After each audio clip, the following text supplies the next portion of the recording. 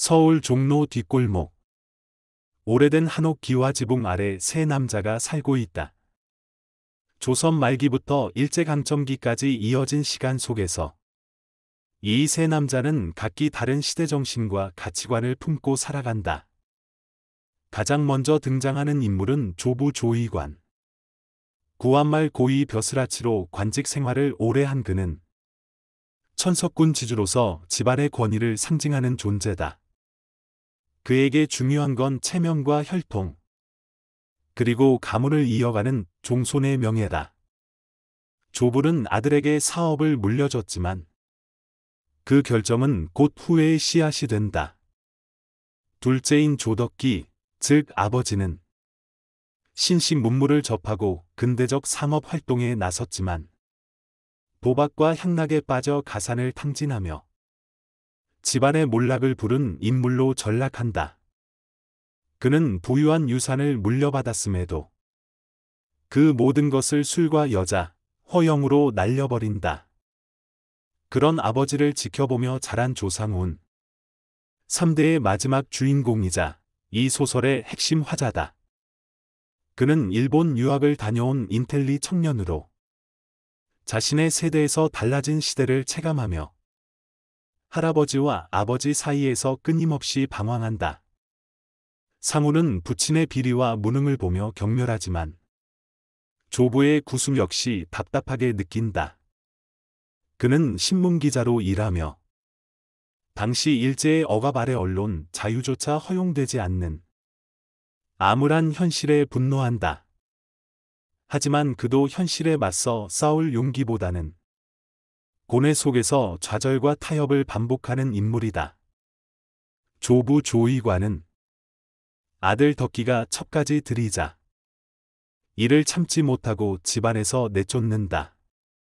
그러나 손자 상훈이 조부와 함께 지내며 두 세대 간의 묘한 연대와 균열을 형성한다. 조부는 끝까지 양반의 품위를 지키려 하지만 세상은 이미 그를 지나쳐가고 있다. 그가 신주를 들고 앉아 있는 사이 거리에는 일본 제복이 넘쳐나고 전차가 서울 시내를 질주하고 있었다. 상우는 어릴 적 친구인 정옥과 재회한다. 그녀는 어려운 환경에서 교육을 받은 독립적인 여성으로 당대의 시녀성상을 상징한다. 상우는 그녀에게서 위로와 연대를 느끼지만 사회 구조적 한계 속에서 이뤄지지 못할 사랑임을 깨닫는다. 아버지 덕기는 계속해서 사업 실패와 여성 문제로 집안을 더 깊은 수렁에 빠뜨린다. 조부는 마침내 병에 쓰러지고 가세는 무너진다. 그 와중에도 상우는 어쩔 줄 모르고 자신의 역할과 책임을 고민한다. 조부는 죽기 직전 상훈에게 집안을 지켜야 한다고 말한다. 그 말이 단순히 가문을 이어가라는 뜻인지 아니면 시대 속에서 뿌리를 지켜내라는 뜻인지 상훈은 끝내 이해하지 못한 채 밤하늘의 별을 바라본다. 세대 간의 단절과 연결, 가치관의 충돌과 이해, 그리고 구한말에서 근대로 넘어가는 격동의 시대 속 3대는 그런 인간 군상의 초상을 담아낸다. 결국 상우는 무언가를 똑바로 바라보지 못한 채 가슴속에 수많은 질문만 품은 채 길을 걷는다. 그 길 끝에 무엇이 있을지는 아직 그 자신조차 알지 못한다. 1. 세 세대의 삶은 세 갈래의 강물처럼 흐른다. 3대라는 제목은 그 자체로 이 작품의 핵심이다. 한 지붕 아래 살고 있는 세 남자. 할아버지 조의관, 아버지 조덕기, 손자 조상우는 외형상으로는 같은 집안의 일원이지만 내면으로는 전혀 다른 세계를 살아간다.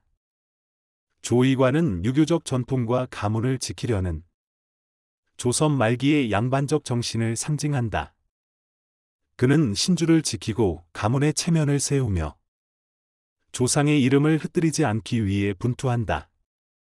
그러나 그의 아들 조덕기는 그 세계에서 이탈했다.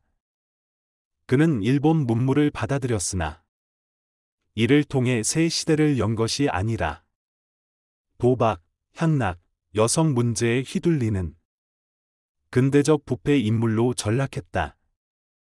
반면 손자 상우는 두 세계를 모두 경험한 세대다. 그는 아버지의 타락을 혐오하면서도 할아버지의 권위적 전통에도 반발한다. 결국 그가 갈 곳은 어디인가? 그 어디에도 속하지 못한 채 그는 끊임없이 질문하고 망설이며 방황하는 청년의 얼굴을 띠고 있다. 이 갈등의 본질은 혈연이 아닌 세계관의 차이. 3대는 단순한 가족 서사가 아니다. 세 인물 사이의 갈등은 세대 차이에서 비롯된 것이 아니라 각 세대가 바라보는 세계관의 차이에서 시작된다. 조이관은 도덕적 질서와 가문의 명예, 조덕기는 현실적 쾌락과 기회주의, 조상우는 윤리적 이상과 지식인의 고민 속에 산다. 그들이 같은 집에 산다는 사실이 서로를 이해하게 하지는 않는다. 오히려 더 큰 충돌을 일으키며 서로를 더 외롭게 만들 뿐이다. 이 작품은 같은 피를 나눈 사람들 사이에도 이해하지 못하는 세계가 존재하는 근본적인 사실을 조용히 말한다. 3. 근대화는 모두를 구원하지 않았다. 1910년대에서 1930년대 사이 조선 사회는 근대화라는 이름 아래 겉모습만 번듯해졌을 뿐 실제로는 수많은 가문과 가치가 무너져갔다. 3대는 바로 그 붕괴의 현장을 보여준다. 고택의 기둥이 삐걱이고 명문가의 재산은 헐값에 팔리며 한때 존경받던 인물들이 거리에 나앉는 모습이 등장한다. 근대화는 9세대를 뒤로 밀어냈고 신세대에게는 선택을 강요했다. 전통을 지킬 것인가? 현실에 적응할 것인가? 혹은 타협하며 살아남을 것인가?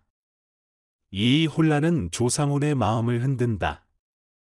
그는 끝내 정답을 찾지 못한다. 하지만 그 갈등의 흔적은 이후 수많은 한국 문학 속 주인공의 밑그림이 된다. 4. 여성 서사의 부재가 남긴 여운. 3대는 남성 중심의 이야기처럼 보인다. 그러나 주위에 깊게 들여다보면 가부장제 사회 안에서 소외된 여성들의 고통이 조용히 그러나 뚜렷하게 드러난다. 조덕기의 아내는 남편의 외도와 방탕 속에서도 가정을 지키려 노력하지만 아무도 그녀의 목소리에 귀 기울이지 않는다. 조이관은 며느리를 억압하며 전통적 여성의 역할을 강요하고 조덕기는 첩을 집안에 들이면서 가정을 산산조각낸다. 그 모든 와중에도 여성들은 침묵 속에서 버텨내야 했다. 이들의 이야기는 드러나지 않지만 작품의 저변을 이룬다. 이 침묵은 오히려 더 큰 절규로 읽힌다. 5. 조상훈, 그의 방황은 끝났을까? 가장 중요한 인물은 단연 조상훈이다. 그는 세대 간의 충돌 속에서 무엇이 옳고 그른지를 분간하지 못한다.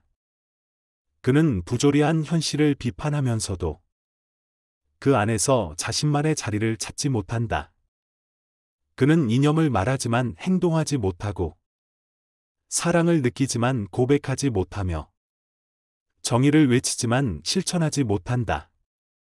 그의 방황은 당대 지식인의 자화상 그 자체였다. 그는 지식인이었지만 무기력했고 비판했지만 외면했고 깨달았지만 실행하지 않았다. 하지만 3대는 그런 조상훈을 비난하지 않는다. 오히려 그런 고뇌와 무력함조차 인간적인 모습.